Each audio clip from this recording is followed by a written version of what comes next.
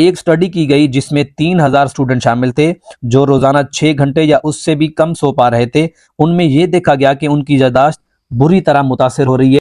जो पढ़ते थे वो याद नहीं रख पाते थे, सेल्फ कॉन्फिडेंस लो था, बुरी सोहबत, स्मोकिंग, अल्कोहल और ड्रग जैसी बुरी आदत की ख्वाहिश इनमें ज़्यादा थी। और जो सबसे ज़्यादा ख़तरनाक बात थी वो ये कि इनमें खुदकुशी का रुझान बहुत ज़्यादा पाया गया। नींद पूरी ना होने की वजह से सिंपैथेटिक नर्वस सिस्टम एक्टिवेट हो जाता है। इससे दिमाग पे गनुदगी, स्लीपीनेस हावी हो जाती है। स्ट्रेस हार्मोन जो कि कॉर्टिसोल बढ़ने लगता है, और ज़्यादा कॉर्टिसोल मतलब ज़्यादा स्ट्रेस, और जब स्ट्रेस ज़्यादा होती है तो बॉडी की रिकवरी की एबिलिटी भी कम हो जाती है। इसीलिए जब नींद पूरी ना हो तो आप वर्कआउट नहीं करना चाहिए, और आप वर्कआउट कर भी नहीं सकेंगे।